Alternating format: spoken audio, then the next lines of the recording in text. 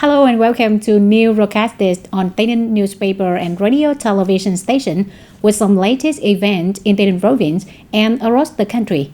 Ladies and gentlemen, on the morning of June 26 at Samak International Border Gate in Tân Bình District, the Steering Committee 515 of TayNinhTV province have a ceremony to receive the remains of fallen soldiers and welcome back Team K70 and K71, making the completion of the second phase of 24-state 2024-2025 realization of the search and repatriation missions in Cambodia. Attending the ceremony, there were Colonel TayNinhTV, Deputy Chief of Political Affairs of Military Zone 7, and Colonel Nguyễn Thanh Phong, Political Commissioner of TayNinhTV Provincial Military Command. During the second phase of the 24 stage, the teams of K70 and K71 carried out their mission in the 5 provinces of the Kingdom of Cambodia, including the Tabong Commune, Kampong Cham, Siem Reap, Bante Menche, and Onda Menche, successfully locating and gathering for 172 sets of remains of the Vietnamese soldiers.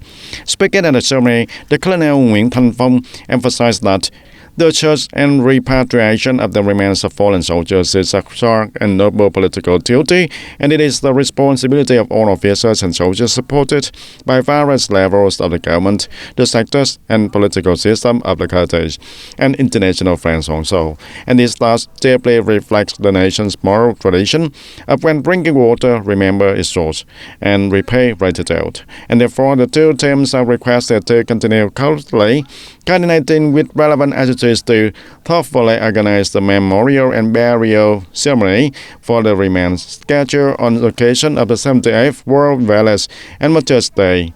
At the same time, preparation should be met in terms of personal equipment checks, Khmer language training, and professional development to effectively carry out the next mission in phase 25 from 2025 to 2026 dry season.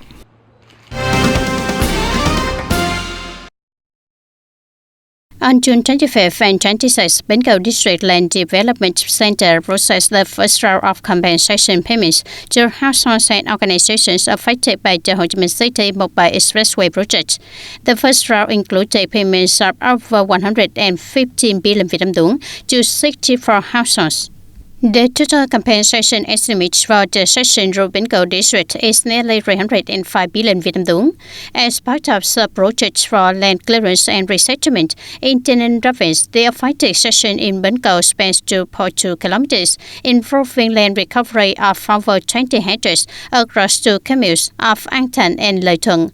A total of 6 organizations and 124 households are impacted, including 43 households with affected homes, 14 of which need resettlement. Currently, 6 organizations and 60 households are still pending compensation. Further payments will be made in a second phase after new local governments begin operation on July 1st, 2025, and once land rights agreements and re-verification of land and structures are completed.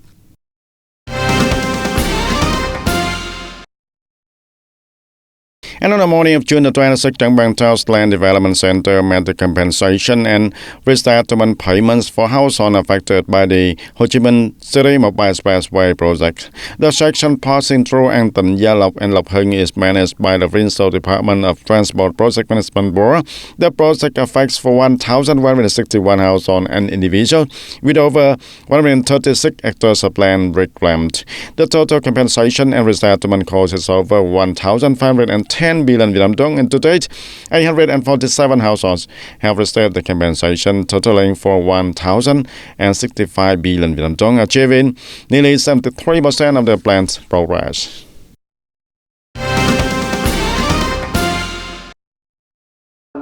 On the morning of June 26, the People's Committee of An Than World Trong Thảo held a meeting and parade in response to the 2025 Achievement for Drug Prevention and National Day for Drug Prevention.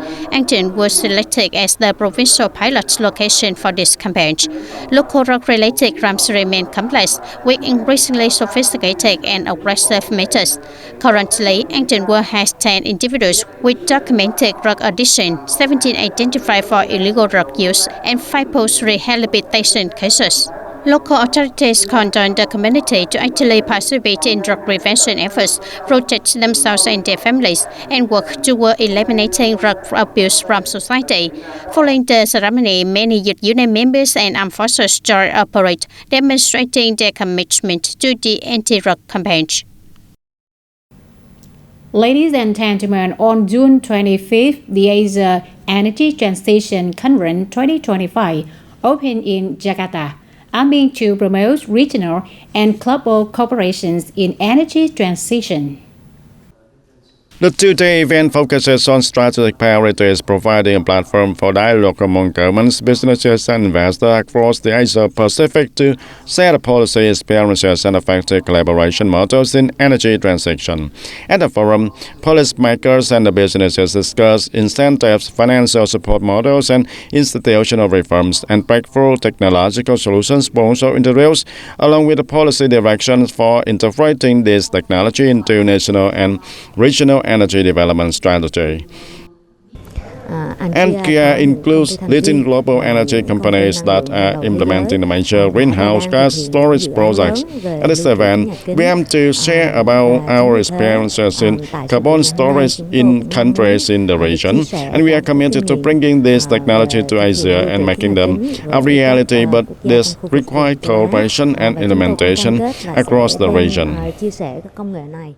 Carbon capture and storage actually presents a significant opportunity for this region, for Indonesia, and for Vietnam actually. So Vietnam, which has good storage potential as well, good geological storage potential for carbon dioxide, can encourage the creation of these low carbon industrial centres and industrial hubs. There is an opportunity over the coming decades to attract new investment in new low emission industries. Insights shared at the conference will help shape the new energy policy frameworks across Asian countries, and the event also aims to connect the finance, technology, and policy to support the net zero roadmap, serving as a connecting bridge between green energy infrastructure investment needs and international blended or private capital sources. Turn to domestic news. The audience on the morning of June 26 at the Presidential Palace, State President Lương Cường received the Ambassador of Canada for a farewell meeting at the end of his term in Vietnam. Congratulating Ambassador Sean Perry on his successful term, the President expressed appreciation for the Ambassador's positive contributions to strengthening the radical and effective development of Vietnam-Canada relations. Looking ahead, the President emphasized the need for both countries to leverage opportunities and strengths as members of key regional multilateral organizations such as CPTPP and APEC, especially with Canada now a strategic partner of Asia, to further deepen and benefit bilateral cooperation. The President expressed his belief that in any future role, Ambassador Sir will continue supporting the role of Vietnam-Canada relations for the benefit of both peoples and to help maintain peace, stability, cooperation, and development in the region. The Ambassador reaffirmed that Canada will remain a close partner, continue to support and work with Vietnam in fulfilling shared commitments, particularly in climate change response, energy transition, education, and human resource development. During his trip to China for the 16th annual meeting of the new chairmen of the World Economic Forum, on June 25th in Tianjin, Prime Minister Phạm Minh Chính met the leaders of multinational corporations and investment funds to promote cooperations in various sectors. At the meeting, Mr. Dave West, President of Asia Pacific of US-based Cisco Systems, stated that Cisco, a leading global technology corporation, began manufacturing in Vietnam in 2022. Currently, Vietnam accounts for about 30% of Cisco's global production, and Cisco has also supported Vietnam's goal of training and upskilling for 100,000 tech workers. And the company expressed its desire to further integrate in the tech infrastructure development and workforce training in Vietnam, especially in the semiconductors and artificial intelligence AI and cybersecurity also. Welcoming the Cisco intent to expand the cooperation, the Prime Minister Phạm Minh Chính encouraged the company to continue exploring and expanding investment in Vietnam. He also called on Cisco to act as a connecting pitch for the more U.S. businesses and Cisco partners to invest in the country. And the Prime Minister proposed collaboration in training 100,000 semiconductor and AI professionals in the next 5 years and asked for Cisco support in providing materials and resources for Vietnam's national digital literacy movement. Ladies and gentlemen, with a model paces, practical, and solid, the Infantry Regiment 174 annually completes the training of two standing military companies, continuously improving the political will, technical skill, tactics, and combat readiness of each soldier. This contributes to building a strong and comprehensive armed forces in Tây Ninh province that meets the requirements of national defense in the new situation. Every year, the Infantry Regiment 174 is assigned by the Provincial Military Command to receive, manage, and train two standing military companies. To successfully fulfill this task, the regiment's party committee and command have advised the Provincial Military Command to establish a training framework, train officers, unify training programs and methods, and conduct comprehensive training in both political education and military skills. Military training focuses on bases such as drill regulations, physical fitness, martial arts, techniques, tactics, and readiness transition training. The goal is to improve real combat capacity, ensuring every standing military soldier completes their duties well, both in their unit and locality. On training focuses on advanced skills and on training with support tools to serve local militia tasks such as riot control, search and rescue, and rotating key targets in assigned areas. Training is a fundamental and important activity that directly improves the technical and tactical skills of the standing militia. This serves as the foundation for rapidly building a strong and comprehensive provincial armed force that meets new mission requirements. The Provincial Military Command always cares for and trains on military officers and soldiers during training. The instructors here are dedicated and passionate in every lesson, always ready to answer Chinese questions to help them better understand and firmly grasp necessary knowledge for their duties after returning to their units. During training, we learn about the combat goals to protect Vietnam during the country's development and renewal period. The efforts of Regiment 174 to innovate and improve training quality have proven effective, laying a solid foundation for the standing military force to always be ready to complete on assigned tasks. This is a key basis for the militia's continuous role and development, worthy of the trust from the party, authorities, and people.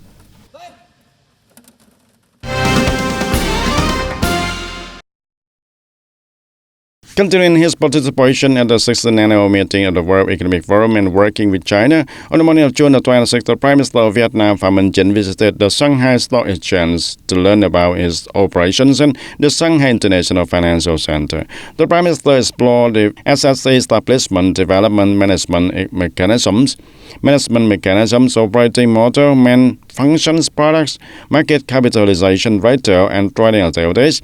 He focused on policies facilitating investor attraction and capital mobilization for the economy, experience operating the stock market from frontier to emerging status, and the relationship between the stock exchange and financial center, and the mechanism for supervision and dispute resolution.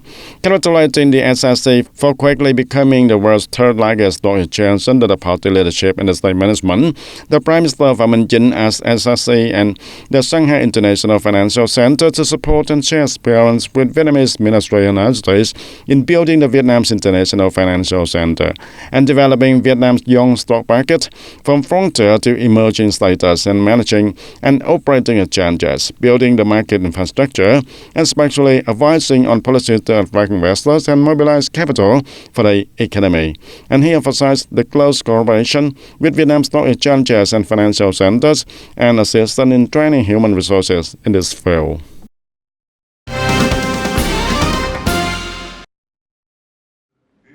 The embassies of Vietnam in Switzerland and the Switzerland-Vietnam Economic Forum co-organized the Vietnam Day 2025 event at the University of Zurich. The event brought together senior leaders from government, business, and academia to promote the strategic partnership between Switzerland and Vietnam. Vietnam Day 2025 marked not only a milestone in bilateral relations, but also laid the groundwork for shaping the next chapter of Switzerland-Vietnam cooperation amid expanding global partnerships. The event concluded with a closing ceremony and the signing of a memorandum of understanding among the parties. Ladies and gentlemen, training daily in hot, unpredictable weather during June, the female soldiers of the Women's Beekeeping Units are working tirelessly to create the best image for the upcoming Grand National Celebration 880. Despite being away from home and family, they reserve root brands and sun, strengthening their willpower to contribute to Reliance national event. Every at 7 a.m., 244 officers and soldiers gathered to practice hand and foot movements, saluting, carrying rifles, marching, and more. Knowing their physical strength differs from men's, every member is committed to being the most synchronized and restful unit, showcasing the best image for the country. I feel very honored to participate in the 80th National Day and August Revolution anniversary celebrations. Training has been tough due to heat and the need to improve our physical fitness to meet the demands of this event. We adjusted training to afternoons from 1 p.m. to 5:30 p.m. and active exercise like long-distance running and abdominal workouts to improve fitness so the women can perform well during the mission. For each female soldier, the strongest support comes from their husbands, children, and families. Despite challenges, they strive to complete Mission 880 excellently, with the motto of perfecting every detail and most beautiful and uniform marching unit, embodying the spirit, strength, and unity of the Vietnamese people under party leadership and reflecting 80 years of great national achievements. And that's all for today, TTV News. Thank you for being with us, and goodbye for now.